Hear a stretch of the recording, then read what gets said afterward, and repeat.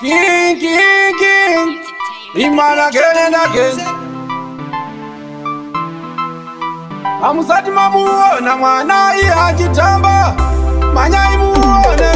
Silivia Kamutambiro kako agonzera hondo Dewe lokatia uzamire kutambira zoto Taiwa Silivia Kamutambiro kako agonzera hondo Dewe lokatia uzamire kutambira zoto Tamba Silivia, tamba lokatia Tamba ujita kufaira Fara ujita kufurira poto Mba uchitambisa tambaze Ya korongera chuno ukurungo shikira wafenda Silivia Kamutambiro kako agonzera hondo Dewe lokatia uzamire kutambira zoto Taiwe Silivia Kamutambiro kako agonzera hondo Dewe lokatia uzamire kutambira zoto Bandinoti wani, bandipinza pama wani 2, wandipinza muna shuni 3, nazopisa ngo wani 4, chita kutswaira Bamba, kuita ungekate Westline, kuita ungekate Zunza,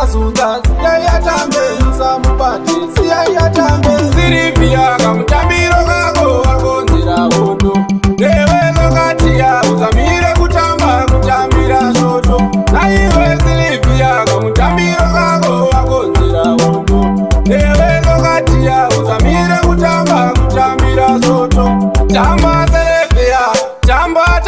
lokatia Tamba ujita kufaira, fara ujita kufurira poto Mba uchitambisa tamba Silivia korongera chuno ukurungo shikira wafenda Silivia Kamutambiro kako agonzera hondo Dewe lokatia uzamire kutambira zoto Silivia Kamutambiro kako agonzera hondo Dewe lokatia uzamire kutambira zoto Naiwe Silivia Kamutambiro kako agonzera hondo Dewe lokatia uzamire kutambira zoto Bandinoti wani, bandipinza pama wani 2, wandipinza muna shuni 3, nazopisa ngo wani 4, chita kutswaira Bamba, kuita ungekate Westline, kuita ungekate Zunza, siyayatambe Musamupate, siyayatambe Silivia Kamutambiro kako agonzera hondo Dewe lokatia uzamire